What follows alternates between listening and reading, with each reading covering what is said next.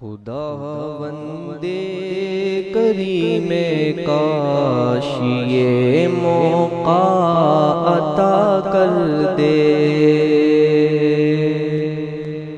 خداوندِ کریم کاش یہ موقع عطا کر دے، خداوندِ کریم کاش یہ موقع عطا کر دے، خداوندِ کریم کاش یہ موقع عطا کر دے، ہم اپنی جان اس جانے، ہم اپنی جان اس جانے دو عالم پہ فدا کر دیں، ہم اپنی جان اس جانے دو عالم پہ فدا کر دیں۔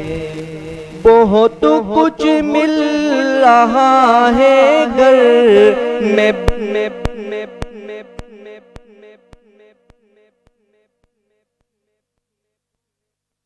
مل رہا ہے گھر میں بیٹے ان کی رحمت سے، میں جاؤں سر کے بل وہ کچھ اگر در پر بلا کر دے، میں جاؤں سر کے بل وہ کچھ اگر در پر بلا کر دے، ہم اپنی جان اس جانے دو عالم پہ فدا کر دیں۔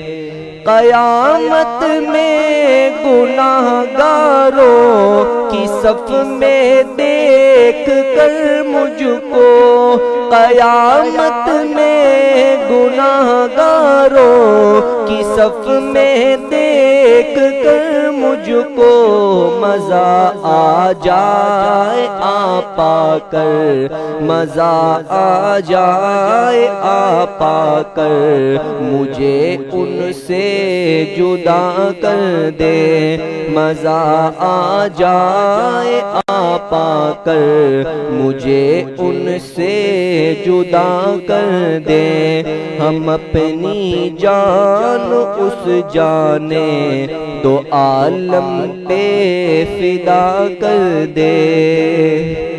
تمنا ہے دل مضطر بس اتنی ہے سر محشر، تمنا ہے دل مضطر بس اتنی ہے سر محشر، کہ جب وہ جام کوثر دے، کہ جب وہ جام کوثر دے تو ہونٹوں سے لگا کر دے، کہ جب وہ جام کوثر دے تو ہونٹوں سے لگا کر دے، ہم اپنی جان اس جانے دو عالم پہ فدا کر دے۔ کسی کو کیا خبر ان کی اسیری میں مزہ کیا ہے، کسی کو کیا خبر ان کی اسیری میں مزہ کیا ہے، تڑپ کر جان دے دیں گے، تڑپ کر جان دے دیں گے اگر ہم کو رہا کر دیں، تڑپ کر جان دے دیں گے اگر ہم کو رہا کر دے، ہم اپنی جان اس جانے دو عالم پہ فدا کر دے۔ اگر محشر پہ ہی موقوف ہے دیدہ آپ کی یا رب، اگر محشر پہ ہی موقوف ہے دیدہ آپ کی یا رب، اب اجازت ہو تو ہم دنیا، اجازت ہو تو ہم دنیا میں ہی محشر بپا کر دے، اجازت ہو تو ہم دنیا میں ہی محشر بپا کر دے۔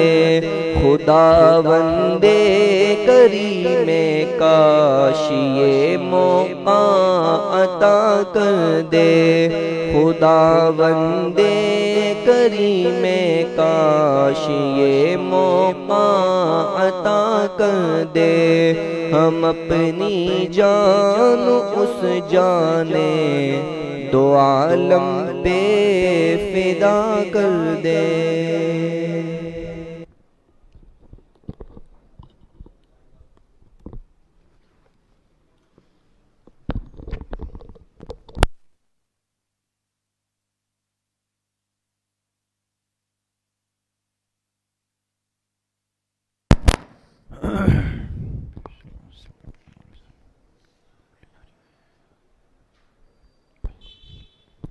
بسم اللہ الرحمن الرحیم، الحمدللہ وکفا انک حمید مجید۔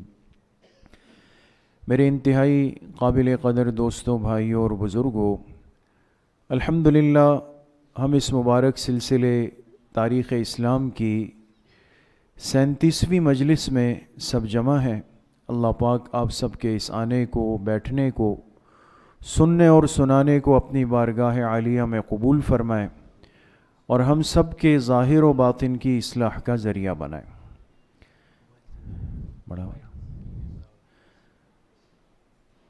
بات چل رہی ہے دین اسلام کی تاریخ کی، اور جس دن جناب نبی کریم صلی اللہ علیہ وسلم دنیا سے تشریف لے گئے اور آپ پر سلسلہ نبوت کی تکمیل ہو گئی، تو ختم نبوت کی برکت سے اللہ پاک نے امت کو جو نظام دیا، وہ نظام کہلاتا ہے نظام خلافت راشدہ کا۔ تو نبوت کا سلسلہ مکمل ہوا اور خلافت کے سلسلے کا آغاز ہوا۔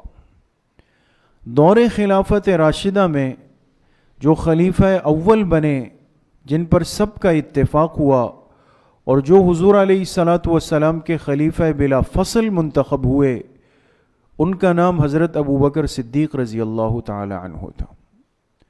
2 سال 3 مہینے خلافت کے منصب پر بیٹھنے کے بعد جب دنیا سے تشریف لے گئے، تو امت نے پھر اتفاق کیا خلیفہ دوم حضرت عمر ابن خطاب رضی اللہ تعالی عنہ پر۔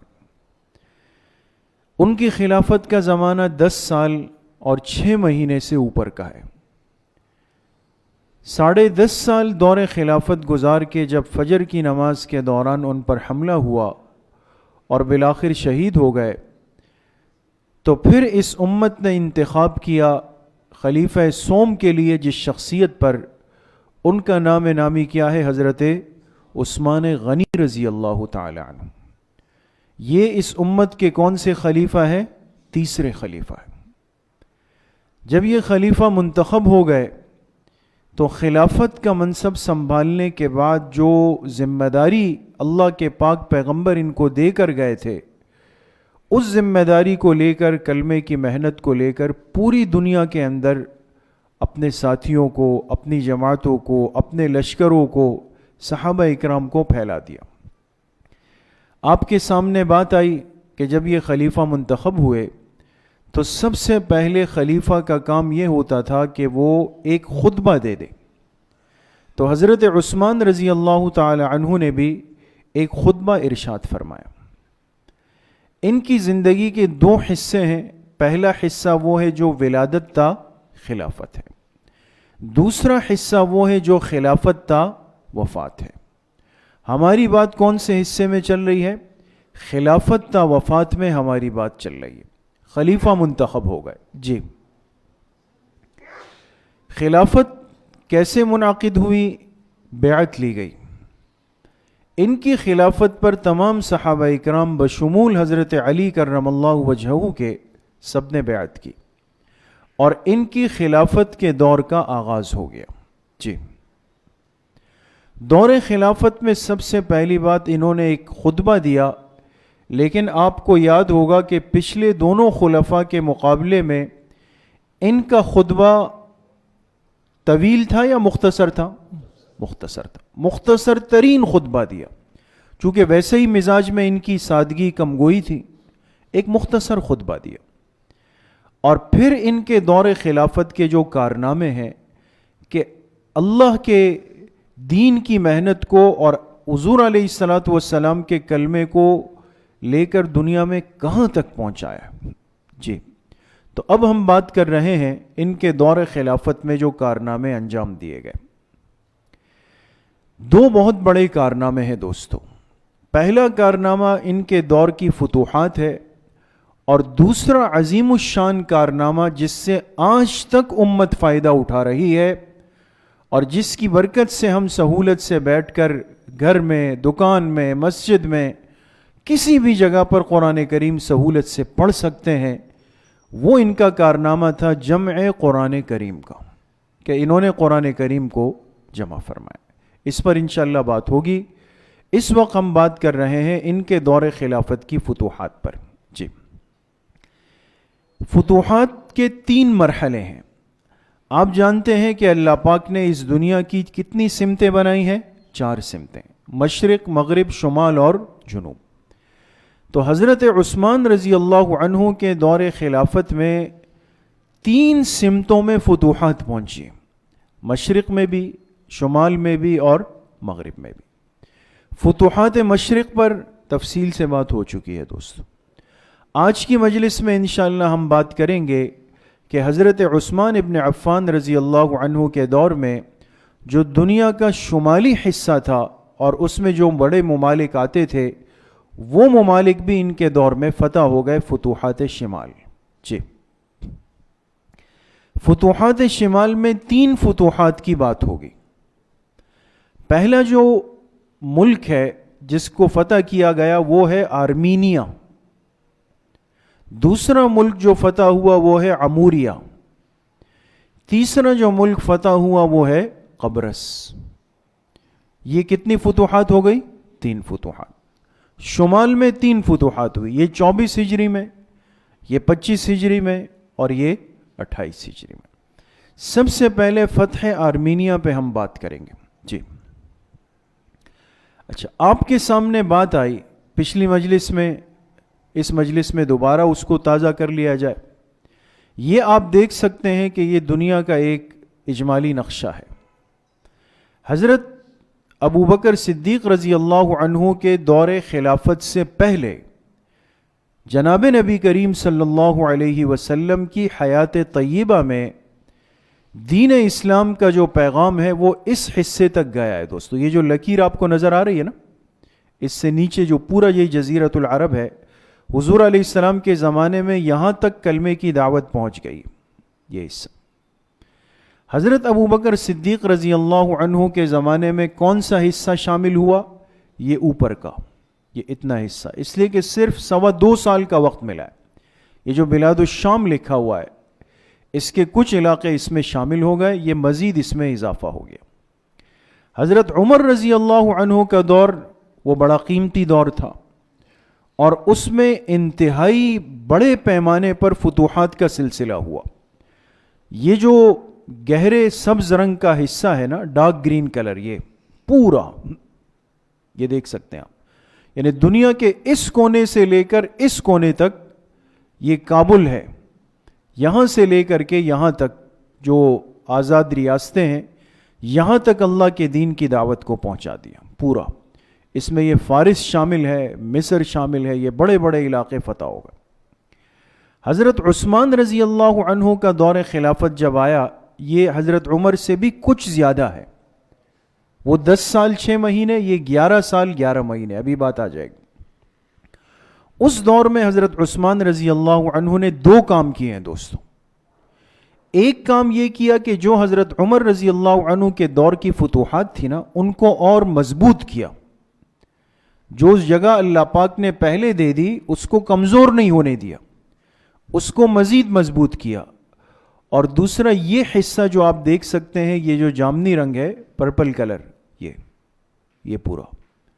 یہ حضرت عثمان رضی اللہ عنہ کے دور میں مزید فتوحات ہوئی. آپ دیکھ سکتے ہیں کہ اسلام کا نظام دنیا میں پھیلتا چلا جا رہا ہے, دائیں بائیں آگے پیچھے ہر سمت سے. جی آگے.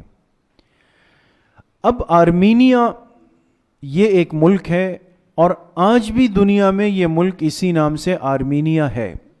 یہ جو ہماری روس سے رشیا, آپ حضرات جانتے ہیں کہ جب روس نے افغانستان پر حملہ کیا تھا 1980 کے بعد, اور جہاد افغانستان کا ایک طویل سلسلہ گزرا ہے, تو بڑی قربانیوں کے بعد بالآخر روس ٹوٹ گیا. اللہ پاک نے اس کو شکست فاش دے دی. لوگ اس کو کہتے ہیں سرخ ریچھ, روس کو کہتے تھے. لیکن اللہ کا نظام ہے کہ ان پسماندہ لٹے پٹے لوگوں نے ایک طویل جہاد لڑ کر روس کو ذلیل اور رسوا کر دیا. اس کا نتیجہ یہ ہوا کہ خود روس کے ساتھ, رشیا کے ساتھ ایک بہت بڑا حصہ لگا ہوا تھا جس کو آج کل آزاد ریاستیں کہا جاتا ہے. آزاد ریاستیں یہ جو ہے نا, کرغزستان ہے, آذربائیجان ہے, کردستان ہے, اور یہ تاجکستان ہے, ازبکستان, یہ سب علاقے جو ہیں آج کے, یہ روس کا حصہ تھے دوستوں. لیکن اس کے نتیجے میں روس سے الگ ہو گئے اور ان کو آزاد حیثیت دے دی گئی. تو آج الحمدللہ یہ جو حصہ ہے آزاد ریاستوں کا پورا, یہ اسلامی حکومت کہلاتا ہے. اگرچہ مشکلات ہیں اس میں, بہت ساری باتیں ہیں, لیکن بہرحال ان کے حکمران, ان کا جو نظام ہے وہ کافی حد تک اسلامی نظام میں ڈھل چکا ہے. تو انہی ریاستوں میں ایک ملک کون سا بھی ہے دوستو؟ آرمینیا. یہ بڑا تاریخی اور قدیم ترین ملک ہے آرمینیا. تو سب سے پہلے حضرت عثمان رضی اللہ عنہ آرمینیا کی طرف متوجہ ہوئے. کیوں متوجہ ہوئے؟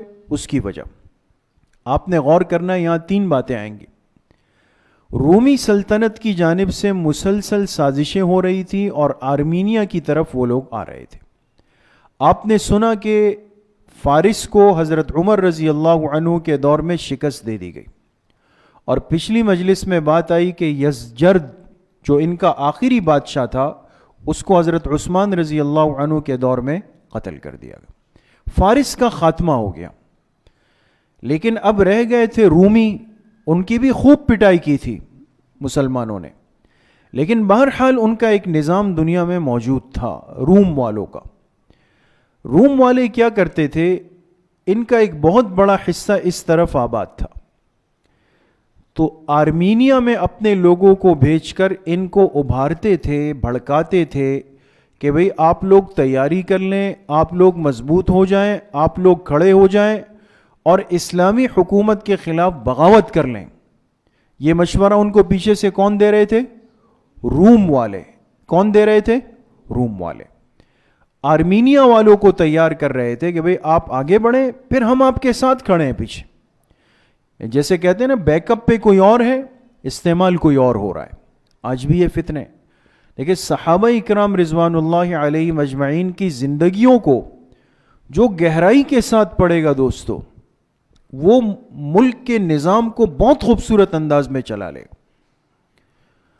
تو اب حضرت عثمان رضی اللہ تعالی عنہ کے دور میں جب یہ سازش شروع ہوئی اور روم والوں نے آرمینیا والوں کے کان بھرنا شروع کر دیے, تو اس وقت شام کے امیر عام تھے حضرت امیر معاویہ ابن ابی سفیان رضی اللہ عنہ. یہ شام کے گورنر تھے. بات سمجھ رہے ہیں دوستوں, دماغ کو حاضر رکھیے گا. شام کے گورنر تھے حضرت معاویہ رضی اللہ تعالی عنہ. ان کو اطلاع مل گئی کہ آرمینیا کے لوگ سازشوں کا شکار ہو کے بغاوت کی تیاری کر رہے ہیں. لیکن یہ بھی اندازہ ہوا کہ یہ آرمینیا کے پشت پر, ان کے بیک پر کون کھڑے ہوئے؟ رومی لوگ کھڑے ہوئے. اصل پیچھے سے پن اپ کرنے والے وہ ہیں اور استعمال ان کو کرنا چاہتے ہیں.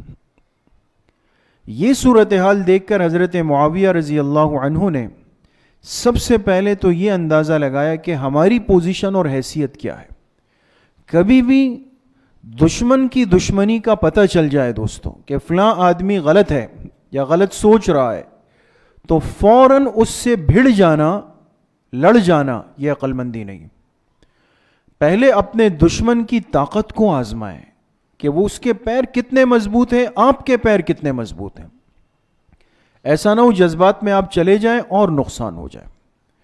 تو حضرت معاویہ رضی اللہ عنہ نے جب اندازہ لگایا تو اندازہ ہوا کہ چونکہ آرمینیا خود ایک ملک ہے اور مضبوط ملک ہے، پھر ان کی پشت پر پورا روم کی جو سلطنت ہے وہ بھی کھڑی ہوئی ہے، تو لہٰذا اگر میں ایک لشکر لے کے جاؤں تو اس میں نقصان کا اندیشہ ہے۔ تو کیا کیا؟ خط لکھا مدینہ منورہ حضرت عثمان رضی اللہ عنہ کو، اور ان کو پوری صورتحال سے آگاہ کیا کہ امیر المومنین آرمینیا میں سازش کی تیاری ہو رہی ہے، بغاوت کی تیاری ہو رہی ہے، اور ان کی پشت پر روم والے کھڑے ہوئے ہیں، لہٰذا ہماری تعداد اور طاقت اتنی نہیں کہ ہم اکیلے جا کر ان سے ٹکرا جائیں، لہٰذا آپ اس سلسلے پر توجہ دیں۔ جب یہ خط پہنچا تو اب نمبر 2 کو دیکھیں دوستوں۔ حضرت عثمان رضی اللہ عنہ نے 2 لشکر روانہ کیے۔ کتنے لشکر؟ 2 لشکر۔ ایک تو اپنی طرف سے مدینہ منورہ سے ایک لشکر بھیجا، اور اس لشکر کے امیر کون تھے؟ حبیب ابن مسلمہ رضی اللہ عنہ۔ ان کا نام کیا تھا؟ حبیب ابن مسلمہ۔ یہ مدینہ سے روانہ ہوئے، اور کوفہ جو پہلے سے اسلامی سلطنت میں داخل تھا وہاں خط لکھ کر ولید ابن عقبہ رضی اللہ عنہ ایک صحابی ہیں، ان سے کہا کہ آپ بھی حضرت معاویہ کی مدد کے لیے روانہ ہو جائیں۔ تو ایک تو حضرت معاویہ رضی اللہ عنہ کے پاس خود ایک تعداد تھی، دوسرا حبیب ابن مسلمہ آ گئے، اور تیسرا ولید ابن عقبہ آ گئے۔ اب دیکھیں ایک حیثیت ہو گئی، ایک طاقت بن گئی، اور یہ 3 لشکر روانہ ہوئے۔ یہ آپ دیکھ سکتے ہیں دمشق لکھا ہے، نظر آ رہا ہے؟ بلاد شام، اور اس بلاد شام کے گورنر کون تھے؟ حضرت معاویہ رضی اللہ عنہ یہاں کے گورنر ہیں، اور ان کا لشکر یہاں سے روانہ ہوا، اور باقی 2 لشکر ان کے ساتھ آ کر مل گئے، یہ آرمینیا پہنچ گئے۔ جب آرمینیا پہنچے اور انہوں نے صورتحال کا ادراک کیا تو ایک دم حملہ نہیں ہوئے، ان سے جا کے کہا کہ بھئی آپ لوگ دوسروں کے لیے استعمال ہو رہے ہیں، شام والے آپ کو استعمال کرنا چاہتے ہیں، خود پیچھے رہنا چاہتے ہیں، آپ کو مروانا چاہتے ہیں، لہذا آنکھیں کھول دیں اور بلا وجہ ہم سے الجھنے کی بھیڑنے کی کوشش نہ کریں۔ بہرحال یہ لوگ بات کو سمجھ گئے، اور ایک معاہدہ ان سے طے ہو گیا۔ پہلی بات یہ طے ہوئی کہ آئندہ رومیوں کا کوئی فرد، کوئی جماعت، کوئی لشکر آرمینیا کے اندر داخل نہیں ہوگا۔ کسی سازشی اور شرارتی آدمی کو اپنے گھر کے اندر آنے دینا آ بیل مجھے مار والی بات ہوتی ہے دوستوں، بات سمجھ رہے نا؟ تو فرمایا پہلی بات تو یہ ہے کہ آئندہ روم والے آرمینیا میں نہیں آئیں گے، طے ہو گئی بات۔ دوسری بات یہ ہے کہ اگر آپ لوگوں کو کوئی دھمکانے کی، ڈرانے کی، مارنے کی کوشش کرے گا تو آپ پریشان نہیں ہونا، جس طرح آج ہم تمہیں سمجھانے آئے ہیں، کل کو اگر کوئی تکلیف ہوگی تو آپ کا ساتھ دینے بھی ہم لوگ آ جائیں گے، مطمئن کر دیا۔ تیسری بات یہ ہے کہ جو سالانہ ٹیکس جزیہ آپ لوگ دیتے تھے وہ اسی ترتیب پر دیتے رہیں، اس میں کوئی اضافہ نہیں ہے آپ لوگوں پر، یہ بھی مطمئن ہو گئے، اور بغیر لڑائی لڑے ہوئے اسلامی لشکر یہاں سے کامیاب ہو کر واپس چلا گیا۔ بات سمجھ گئے دوستوں؟ بات ہوئی۔ یہ لشکر جب واپس گیا تو آپ نے ابھی سنا کہ ایک تو حضرت معاویہ رضی اللہ عنہ شام سے آئے، ولید ابن عقبہ کوفہ سے آئے، اور حبیب ابن مسلمہ کہاں سے آئے تھے؟ مدینہ منورہ سے۔ تو حبیب ابن مسلمہ کے ساتھ ایک مشہور صحابی رسول صلی اللہ علیہ وسلم بھی تھے، حضرت حذیفہ ابن الیمان رضی اللہ عنہ۔ یہ بڑے جلیل القدر صحابی ہیں، ان کا نام آپ نے بارہا سنا ہوگا، حضرت حذیفہ ابن الیمان رضی اللہ عنہ۔ ان کا لقب ہے صاحب السر لرسول اللہ صلی اللہ علیہ وسلم، حضور علیہ الصلوۃ والسلام کے رازدار صحابی تھے، رازدار۔ اس لیے کہ آپ علیہ السلام نے ایک موقع پر غزوہ تبوک سے آپ واپس آ رہے تھے، تبوک سے آپ واپس آ رہے تھے، ایک جگہ کچھ منافقین نے ایک گھناؤنا منصوبہ بنایا۔ منصوبہ کیا بنایا؟ کہ ہم اپنے چہروں کو چھپا لیں گے، نقاب پہن لیں گے، اور رات کے اندھیرے میں جس چٹان کے نیچے آپ علیہ السلام آرام فرما ہے اس کو اوپر سے لڑکا دیں گے ایک پتھر، تو اس کے نیچے آپ علیہ السلام آ جائیں گے اور نعوذ باللہ جو ہے وہ آپ کو قتل کر دیں گے۔ یہ ان کا ایک منصوبہ تھا۔ تو آپ علیہ السلام جب آ رہے تھے، آپ کے ساتھ چند صحابہ بھی تھے، حضرت حذیفہ ابن الیمان بھی تھے۔ یہاں پہنچ کر آپ علیہ السلام کو اچانک محسوس ہوا کہ کوئی دائیں بائیں ہے، تو حضرت حذیفہ کو بھیجا۔ انہوں نے دیکھا کچھ لوگ چہرے باندھے ہوئے اور بھاگ رہے ہیں، تو انہوں نے جیسے ہی دیکھا پیچھے سے کہا الیکم اعداء اللہ، اے اللہ کے دشمنوں رک جاؤ، میں نے تمہیں دیکھ لیا۔ لیکن ان کے چہرے چھپے ہوئے تھے، وہ وہاں سے بھاگ کے چلے گئے۔ جب حضرت حذیفہ ابن الیمان رضی اللہ عنہ واپس آئے اور آپ علیہ الصلاۃ والسلام کو یہ کیفیت بتائی، تو آپ نے فرمایا کہ حذیفہ میں ان کو پہچان گیا ہوں، اللہ پاک نے مجھے وحی کے ذریعے سے ایک ایک کا نام بتا دیا ہے کہ یہ مدینہ منورہ میں رہنے والے منافقین لوگ ہیں۔ اور پھر آپ علیہ السلام نے ان کا ہاتھ پکڑا اور ان کو آپ نے آہستہ آہستہ فرمایا کہ مدینہ میں فلاں آدمی منافق ہے، فلاں منافق ہے، فلاں منافق ہے، فلاں منافق ہے۔ ان سب منافقین کی فہرست آپ علیہ السلام نے کس صحابی کو بتائی؟ حضرت حذیفہ ابن الیمان۔ اس لیے ان کا لقب پڑا صاحب السر لرسول اللہ صلی اللہ علیہ وسلم، حضور علیہ السلام کے رازدار صحابی ہیں۔ یہ بات صحابہ کو پتہ چل گئی تھی، اس لیے صحابہ ان کو دیکھتے تھے جنازے میں۔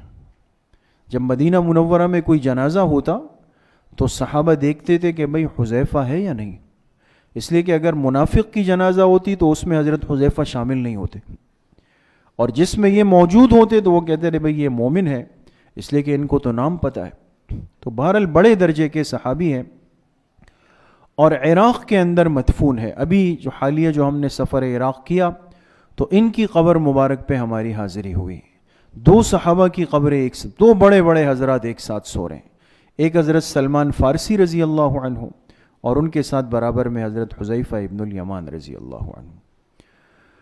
تو یہ وہ صحابی ہیں۔ جب یہ لشکر واپس آیا تو حضرت حذیفہ ابن الیمان رضی اللہ عنہ چونکہ کچھ دن آرمینیا میں گزارے تھے نا، انسان جہاں رہتا ہے چاہے کچھ دن رہے تو وہاں کی اونچ نیچ حال احوال لے لیتا ہے۔ یہاں انہوں نے ایک بات بڑی شدت سے محسوس کی، یہ بڑی اہم بات ہے دوستو۔ حضرت حذیفہ ابن الیمان رضی اللہ عنہ نے آرمینیا میں ایک بات محسوس کی اور بہت ڈر گئے، اس لیے جب واپس آئے تو حضرت عثمان رضی اللہ عنہ کو اکیلے میں اس اہم معاملے پر ان کو مشورہ دیا، اور وہ مشورہ قرآن کے لہجوں سے متعلق تھا۔ آگے مجلس میں انشاءاللہ اس پہ تفصیل سے بات آ جائے گی کہ یہاں پہنچنے کے بعد ایک بات انہوں نے دیکھی کہ لوگ آپس میں ایک بات پہ الجھ رہے تھے، اور وہ الجھنا کس چیز پر تھا؟ قرآن کے لہجوں کے فرق پر تھا۔ قرآن کے لہجے الگ الگ۔ میں آپ سے ایک آسان مثال عرض کروں، ہمارے پاکستان والے ایک انداز سے قرآن پڑھتے ہیں، ہے نا؟ لیکن آپ حرمین چلے جائیں، اللہ سب کو حاضری نصیب فرمائے، وہاں آپ دیکھیں گے کہ آپ کے پاس کوئی افریقی ممالک والا آ کے بیٹھ کے قرآن پڑھے گا تو اس کا لہجہ آپ سے کیا ہوگا؟ بالکل الگ ہوگا۔ عرب پڑھے گا، اس کا لہجہ بالکل الگ ہوگا۔ اب قرآن کو الگ الگ لہجوں میں پڑھنا یہ ایک مستقل بحث ہے دوستو، لیکن انہوں نے دیکھا کہ لوگ آپس میں لڑ رہے ہیں، ایک کا لہجہ دوسرے سے الگ ہے تو وہ اس سے کہتا بھئی تم غلط قرآن پڑھ رہے ہو، وہ کہتا تم غلط قرآن پڑھ رہے ہو، آپس میں لڑ پڑے۔ یہ بات دیکھ کر حضرت حذیفہ سمجھ گئے کہ آج تو بڑے ہیں تو یہ لڑائی صرف زبانی ہے، خدا نہ خواستہ کل کو یہ بڑے حضرات بھی چلے گئے تو یہ لڑائی زبانی نہیں ہوگی، یہ تلواروں پہ نہ آ جائے۔ لوگ کہیں گے بھئی تم نے غلط قرآن پڑھا، چلو بھئی اس کو مار دو، یہ تو قرآن کی بے ادبی کر رہا ہے، قرآن کی گستاخی کر رہا ہے۔ یہ خطرہ محسوس کیا حضرت حذیفہ رضی اللہ عنہ نے، اور آ کر امیر المومنین حضرت عثمان رضی اللہ عنہ کو بلایا، سے مشورہ کیا، اور کہا امیر المومنین امت کی خبر لیں، اگر آپ نے امت کی خبر نہیں لی تو آئندہ چل کر بہت قتل و قتال ہو سکتا ہے اس پر۔ یہ بات انشاءاللہ آئندہ آگے کی جمع قرآن کے مسئلے میں تفصیل کے ساتھ آپ کے سامنے آ جائے گی۔ یہ آرمینیا کی فتح کی بات تھی جی۔ اس کے بعد یہ ایک اور علاقہ ہے، یہ آرمینیا سے قریب ایک علاقہ تھا ارشروم کا۔ ارشروم کا علاقہ تھا، صحابہ اکرام کو اطلاع ملی کہ یہاں پر بھی کچھ لوگ سازش کی نیت سے جمع ہو رہے ہیں، تو ظاہر سی بات ہے کہ ایک سفر سے واپسی ہو رہی تھی اور قریب میں اطلاع آ گئی، فوراً صحابہ یہاں چلے گئے، اس فتنے کو بھی یہاں پر دبا کے ختم کیا اور اپنے مرکز کی طرف روانہ ہو گئے جی۔ یہ ہے عموریہ کا علاقہ، عموریہ، اور یہ ہمارے ایشیا کے ساتھ قریب ہے بالکل، یہ عموریہ کا علاقہ۔ اچھا، یہاں پر بھی ایک طبقہ تھا جس کو روم والوں نے اپنی باتوں میں الجھانے کی کوشش کی، جیسے پیچھے آپ نے آرمینیا میں سنا نا، یہاں بھی انہوں نے پوری کوشش کی، لیکن یہ خود اتنی مضبوط طاقت اور پوزیشن میں نہیں تھے، اس لیے حضرت معاویہ رضی اللہ عنہ جو دمشق پہنچے تھے، ان کو اطلاع ملی تو وہ اکیلے ایک لشکر لے کر روانہ ہو گئے، اور جیسے ہی یہاں پہنچے تو انہوں نے فوراً کہا کہ بھئی ہم سے غلطی ہو گئی، اپنی غلطی کو تسلیم کیا، سر تسلیم خم کیا، اور دوبارہ اسلامی سلطنت کے ماتحت رہنے پر راضی ہو گئے۔ آپ دیکھیں، آپ نے سیرت سنی، اسوہ سنا اور تاریخ سن رہے ہیں، 37ویں مجلس ہے، کہیں آپ کو ایسا نہیں ملے گا کہ مسلمان کی تلوار کبھی غصے میں یا بلا ضرورت اٹھی ہو، کبھی ایسی بات آئی دوستو؟ حد یہ آخری آپشن ہے، یہ آخری پوائنٹ ہوتا ہے کہ بھئی اب تلوار چلے گی، ورنہ ایسا نہیں ہے، پہلے دعوت ہے، مطمئن کرنا ہے، سمجھانا ہے، مسئلے کا حل نکالنا ہے، نکل آئے فبہا و نعمت، نہیں نکلے تو پھر تو وہ ایک فتنہ ہے، ایک ناسور ہے، اس کو ختم کرنا ضروری ہو جاتا ہے۔ تو بہرحال یہ عموریہ کا علاقہ جو ہے یہ فتح ہو گیا جی۔ اس کے بعد آپ دیکھ سکتے ہیں کہ یہ ایک نقشہ ہے اور یہ چاروں طرف آپ کو سمندر نظر آ رہا ہوگا، ایسا ہی ہے نا دوستو؟ یہ جو لائٹ بلو کلر ہے یہ کس کی طرف اشارہ کرتا ہے؟ پانی کی طرف نا، کہ بھئی یہ پانی ہے، اور آپ جانتے ہیں کہ چاروں طرف پانی ہو اور بیچ میں خشکی کا ایک ٹکڑا ہو تو اس ٹکڑے کو کیا کہتے ہیں؟ جزیرہ کہتے ہیں، جزیرہ کہتے ہیں نا۔ جیسے ہمارے ہاں منوڑا ہے کراچی میں، لوگ کہتے ہیں بھئی ہم منوڑا جا رہے ہیں، تو کیماڑی تک گاڑی میں جاتے ہیں، پھر کشتی میں بیٹھ کے آپ کو منوڑا جانا پڑے گا۔ اب یہ تو بہت قریب ہے، لیکن دنیا کے نقشے میں آپ دیکھیں جتنے جزیرے ہیں وہ بہت گہرے پانیوں میں جا کر آتے ہیں۔ یہ مالدیپ کا پورا جو ملک ہے، نظام ہے، یہ جزیروں پر مبنی۔ تو دنیا کے اندر سمندر کے مابین ایک بڑا تاریخی ملک ہے جس کو قبرص کہتے ہیں، اور آج کل ہم اس کو سائپرس کہتے ہیں۔ سائپرس ایک مشہور ملک ہے اور عربی میں اس کو قبرص کہتے ہیں۔ فرماتے جزیرۃ العرب کے شمال میں بحر ابیض، یہ بحر ابیض سے مراد یہ سمندر ہے، یہ کہ بیچ ایک جزیرہ ہے، اس کا نام کیا ہے؟ قبرص۔ اس کا نام کیا ہے دوستو؟ قبرص ہے، جس کی ایک جانب رومی حکومت موجود تھی۔ رومی لوگ اسلامی ریاست پر حملہ کر کے پھر اس جزیرہ قبرص میں آرام کرتے تھے۔ اب ہوتا ہے نا، آپ آج بھی دنیا کے اندر دیکھیں کہ جتنے یہ ظالمانہ ممالک پر حملے کیے گئے تو ہر ایک نے ایسے کمزور سے جو ممالک تھے جو بالکل کچھ نہیں کر سکتے تھے، ان کو اپنے لیے ایک ریسٹ ہاؤس بنایا، ایک قیامگاہ بنا دیا کہ چلو بھئی ہم لوگ ماریں گے، پٹائی کریں گے، پھر جب تھک جائیں گے آ کے یہاں پہ آرام کریں گے۔ تو یہ جو قبرص کا جزیرہ تھا، روم والے دائیں بائیں فتنہ فساد پھیلا کے پھر ان کے فوجی آ کر آرام کرتے تھے۔ کس علاقے میں؟ قبرص کے علاقے میں۔ یہ ان کی ایک گویا قیامگاہ اور آرام گاہ بن گئی تھی۔ اچھا، شام کے گورنر کون تھے؟ حضرت معاویہ رضی اللہ عنہ، وہ گورنر تھے، اور بہت ہی سمجھدار اور ذہین اور باریک بین شخصیت گزری۔ یہ جو دن گزر رہے ہیں دوستو، یہ بھی اللہ کی شان انہی کی نسبت کے ہیں، اس لیے کہ 22 رجب یہ یوم وفات ہے کن کا؟ حضرت معاویہ رضی اللہ عنہ۔ ہر مسلمان کو یہ بات معلوم ہونی چاہیے کہ 22 رجب کو نسبت ہے حضور علیہ السلام کے اس جلیل القدر صحابی حضرت معاویہ رضی اللہ عنہ سے۔ یہ ان کی وفات کا دن ہے، یہ کنڈے منانے کا دن نہیں ہے دوستو۔ کنڈے وہ مناتے نعوذ باللہ کہ جن کے دلوں میں ان حضرات کا بغض بھرا ہوا۔ صحابہ تو ہمارے ایمان کا حصہ ہے۔ تو حضرت معاویہ رضی اللہ عنہ یہاں پر گورنر ہے، لیکن ساری نظر رکھی ہوئی ہے قبرص پہ کہ رومی شرارتیں کرتے ہیں پھر آ کے آرام کرتے ہیں، شرارتیں کرتے ہیں پھر قبرص میں آرام کرتے ہیں۔ حضرت امیر معاویہ رضی اللہ عنہ نے کیا کیا؟ قبرص پر حملہ کرنے کے لیے اجازت مانگی۔ اجازت کیوں مانگی دوستو؟ ایک تو یہ کہ امیر المومنین کے حکم کے بغیر کچھ نہیں ہو سکتا، دوسری بات یہ تھی کہ یہاں کوئی زمینی راستہ تو ہے نہیں۔ آپ دیکھ رہے ہیں دوستو، شام اور قبرص کے مابین کون سا دریا ہے؟ بحر ابیس۔ یہاں جانے کے لیے دریا عبور کرنا ضروری ہے، اس کے بغیر نہیں ہو سکتا۔ حضرت عثمان رضی اللہ عنہ کو خط لکھا اور ان سے اجازت مانگی۔ اچھا ایک بات اس بیچ میں ایک بات سمجھ لیں کہ یہی اجازت حضرت معاویہ رضی اللہ عنہ نے حضرت عمر سے بھی مانگی تھی ان کے دور خلافت میں، لیکن انہوں نے منع فرمایا، اس لیے کہ کوئی حکمت تھی، کوئی بات تھی، انہوں نے کہا ہرگز نہیں، آپ نہیں جائیں گے، رک گئے۔ اب پھر اجازت مانگی اور کہا کہ میں سمندری راستے سے جا کر ان سے جہاد کر لوں گا۔ حضرت عثمان رضی اللہ عنہ نے ان کو اجازت دے دی، وہ پہلا بحری بیڑا لے کر قبرص میں اتر گئے۔ اس موقع پر حضرت معاویہ رضی اللہ عنہ کی بیوی اور حضرت عبادہ رضی اللہ عنہ کی بیوی ام حرام بھی ان کے ساتھ تھی۔ ان کا تذکرہ صحیح بخاری میں موجود ہے۔ ان کے گھر سے مراد ام حرام ہے، یہ صحابیہ ہے رضی اللہ عنہ۔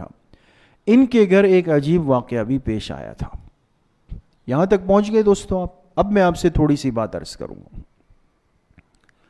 حضرت معاویہ رضی اللہ عنہ شام کے گورنر ہیں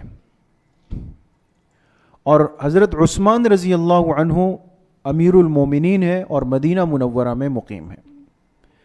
قبرص میں جب یہ شرارتیں رومیوں نے کی اور اس کو اپنا ریسٹ ہاؤس بنایا تو حضرت عثمان رضی اللہ عنہ کو خط لکھا کہ امیر المومنین اگر آپ اجازت دیں تو میں جا کر قبرص والوں کے کان کھینچ لوں اور ان کو پابند کروں کہ آئندہ یہ حرکتیں نہ کریں، اور نہیں مانیں گے تو ختم، جہاد کریں گے پھر ان سے۔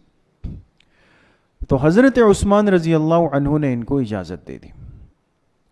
حضرت معاویہ رضی اللہ عنہ یہاں آئے ساحل سمندر کی پٹی پر، یہاں آئے اور یہاں سے انہوں نے ایک بحری بیڑا تیار کیا، یعنی سمندر میں چلنے کے جو کشتیاں اور جہاز ہے وہ سسٹم تیار ہوا، اور یہ پہلا موقع تھا اسلامی تاریخ کا کہ سمندر کے راستے سے جہاد کیا گیا۔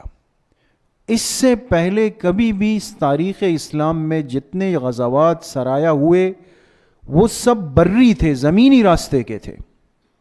سب سے پہلا بحری جہاد وہ کن کے دور خلافت میں ہوا؟ حضرت عثمان رضی۔ ایک یہ بات یاد رکھیں، اور سب سے پہلا بحری بیڑا لے کر سمندر میں اترنے والے صحابی کون ہے؟ حضرت معاویہ۔ اتنے بڑے جلیل القدر صحابی ہے دوستوں، لیکن ہمیں ان حضرات سے آج بدظن کیا جاتا ہے، اس لیے کہ کفر کو لگام ڈالی ہے دوستوں۔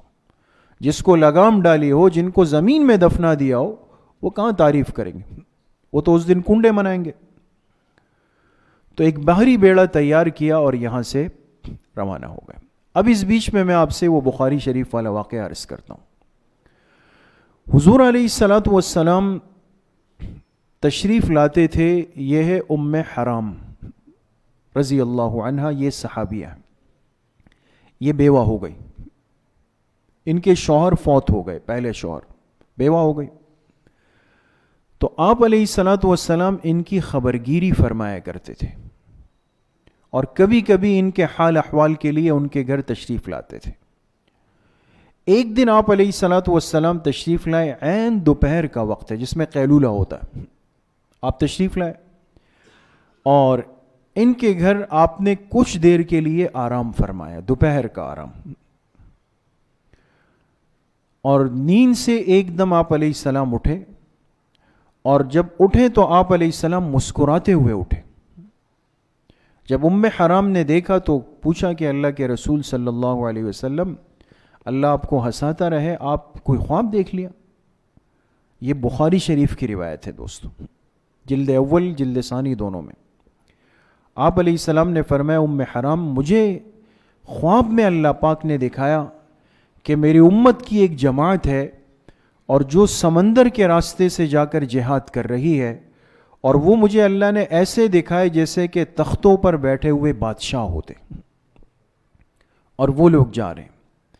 اور پھر فرمایا کہ سب سے پہلا لشکر جو سمندر میں اترے گا، اول جیش یغزو البحر، میری امت کا وہ پہلا لشکر جو سمندر کے راستے سے جائے گا، اللہ نے اس لشکر کے لیے جنت کو واجب کر دیا۔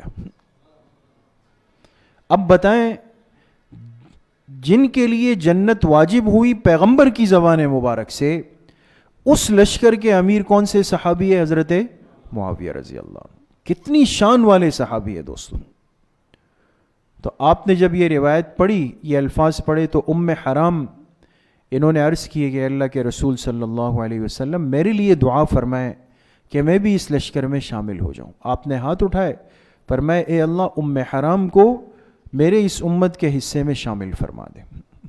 یہ دعا ہو، یہ فرما کہ آپ دوبارہ سو گئے، دوبارہ کچھ دیر آرام کے بعد اٹھے، پھر مسکراتے ہوئے اٹھے۔ پھر ام حرام نے پوچھا، آپ علیہ السلام نے فرمایا مجھے اللہ پاک نے پھر میری امت کا وہ حصہ دکھایا کہ وہ سمندر کے راستے سے جہاد کر رہا ہے، اور ایسے ہے جیسے تختوں پر بیٹھے ہوئے بادشاہ ہے، اور جو اس لشکر میں ہوگا اس کے لیے جنت واجب ہو گئی۔ تو ام حرام نے فرمایا میرے لیے دعا فرما دے۔ آپ نے فرمایا آپ کے لیے تو پہلی دعا ہو گئی، آپ تو اس حصے میں شامل ہو گئی، آپ پریشان نہ ہو۔ یہ بات ختم ہو گئی دوستوں۔ حضور علیہ السلام دنیا سے تشریف لے گئے، حضرت ابوبکر صدیق رضی اللہ عنہ دنیا سے تشریف لے گئے، حضرت عمر رضی اللہ عنہ شہید ہو گئے، اور حضرت عثمان رضی اللہ عنہ کا دور خلافت آیا۔ اب وہ پیشن گوئی پوری ہو رہی ہے دوستوں، بات سمجھ گئے؟ اب وہ پیشن گوئی پوری ہو رہی ہے۔ چنانچہ حضرت امیر معاویہ رضی اللہ عنہ نے ایک بحری بیڑا تشکیل دیا اور خود اس میں شامل ہوئے، ان کی اہلیہ تھی، اور اب ام حرام نے دوسرا نکاح کیا تھا حضرت عبادہ رضی اللہ، یہ شوہر کے ساتھ تھی۔ ان کو جب پتہ چلا کہ بھئی یہ تو بحری بیڑا جا رہا ہے، یہ باقاعدہ مکہ مکرمہ سے شام آئیں اور آ کر اس لشکر کے اندر شامل ہو گئے۔ حضرت معاویہ رضی اللہ عنہ نے ایک حصے کو یہاں سے روانہ فرمایا اور ایک حصے کو یہاں سے روانہ، اور یہ لشکر آ کے قبرص میں اتر گیا۔ جب قبرص میں اترا تو ام حرام یہ تھوڑی کمزور ہو گئی، تو ان کو اونٹ پر بٹھا دیا گیا کہ بھئی آپ اونٹ پر بیٹھ جائیں، لیکن جیسے ہی یہ اونٹ آگے گیا تو ان کا توازن بگڑ گیا، ام حرام اونٹ سے نیچے گری اور وہیں ان کا انتقال ہو گیا۔ اللہ کی شان دیکھیں۔ تو پھر بہرحال حضرت معاویہ رضی اللہ عنہ نے فرمایا کہ چونکہ یہ حضور علیہ السلام کی بشارت براہ راست سن کے آئی تھی، تو لہٰذا ان کو یہیں پر دفنا دیا جائے۔ اس لیے ان کی قبر آج بھی قبرص میں ہے، سائپرس میں، اور ہماری تاریخ کی کتابوں میں لکھا ہے کہ ان کی قبر پر القبر المرأة الصالحہ لکھا ہوا ہے، ایک نیک عورت کی قبر۔ اور روایت نقل کی کہ آج بھی اس علاقے کے لوگ اگر بارش نہیں ہوتی تو ان کی قبر کے پاس آ کر اللہ پاک سے دعا فرماتے ہیں، اللہ اس کی برکت سے بارش فرما دیتے ہیں۔ اتنی برکت والی جگہ ہے، القبر المرأة الصالحہ کے نام سے۔ خیر، حضرت معاویہ رضی اللہ عنہ آئے، قبرص کے جو ذمہ دار لوگ تھے ان کو بلایا اور ان سے کہا کہ بھئی ہم آپ سے لڑنا نہیں چاہتے، لیکن آپ اپنے گھر کو اپنا گھر رہنے دیں، دوسرے کو کیوں اس میں آ کر آپ آرام کا موقع دیتے ہیں؟ جو آپ کا بھی دشمن ہے ہمارا بھی دشمن ہے۔ اور ان کو سمجھایا کہ بھئی آئندہ سے رومیوں کو قبرص میں آرام کرنے کی اجازت نہیں دی جائے گی، اور اگر آپ لوگوں نے آئندہ ایسا کیا تو پھر جب ہم آئیں گے تو پھر ہم ایسے نہیں جائیں گے، پھر ہم قبرص کو مکمل فتح کر کے جائیں گے۔ انہوں نے کہا نہیں، اب آپ کو شکایت نہیں ہوگی، اب رومی ہمارے ملک میں نہیں آ سکتے، کوئی شرارت نہیں ہو سکتی۔ ان کو مطمئن کر کے واپس بھیج دیا۔ حضرت معاویہ رضی اللہ عنہ واپس تشریف لے آئے۔ جی آگے یہ دیکھ سکتے ہیں، یہ قبرص۔ کچھ عرصے کے بعد اطلاع آئی کہ قبرص میں دوبارہ روم کی فوج نے آ کر کے آرام کیا ہے۔ معاہدہ توڑ دیا ہے؟ نہیں توڑا، توڑ دیا۔ پھر اسی سازش کا شکار ہو گئے۔ حضرت معاویہ رضی اللہ عنہ سمجھ گئے کہ بھئی یہ لوگ وعدہ وفا کرنے والے نہیں، بے وفا لوگ ہیں۔ اور یہ یاد رکھیں کہ لا یلدغ المؤمن من جحر واحد مرتين۔ آپ علیہ السلام نے فرمایا مومن بندہ ایک سوراخ سے 2 مرتبہ نہیں ڈسا جاتا۔ بار بار نہیں آزماتے کہ چلو پھر دیکھ لیں گے، چلو بھئی ایک مرتبہ پھر، یہ نہیں ہوتا۔ تو حضرت معاویہ رضی اللہ عنہ جب دیکھا تو یہ علاقہ ہے جس کا نام ہے عکا۔ یہ کیا لکھا ہوا ہے دوستوں؟ عکا۔ عکا میں آئے اور یہاں سے ایک لشکر تیار کیا اور خود بڑی جماعت لے کر قبرص آئے اور پھر ان پر بھرپور طریقے سے حملہ کیا، اور اس پورے قبرص پہ حضرت امیر معاویہ رضی اللہ عنہ نے اسلامی نظام کو نافذ کر دیا۔ قبرص فتح ہو گیا۔ پھر اس کے بعد کیا کیا، ان کی سمجھداری دیکھیں۔ جب کوئی جگہ اللہ پاک آپ کے قبضے میں، اختیار میں، ملکیت میں دے دیں، دیکھیں شریعت کا مزاج بھی سمجھیں۔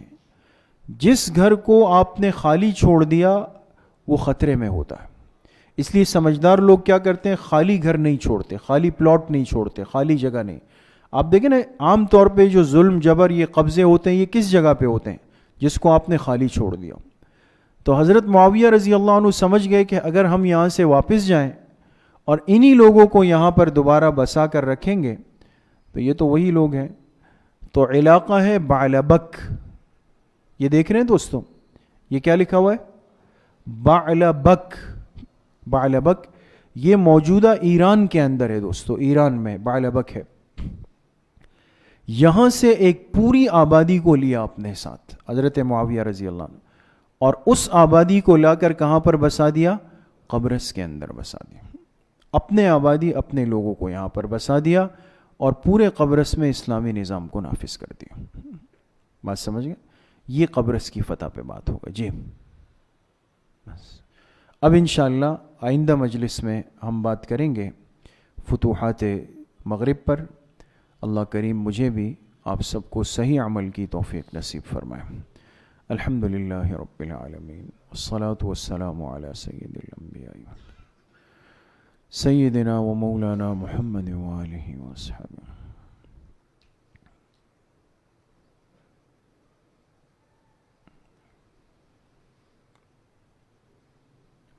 وصلی اللہ وسلم علی نبینا محمد وآلہ وصحبہ اجمعین برحمتک یا رب۔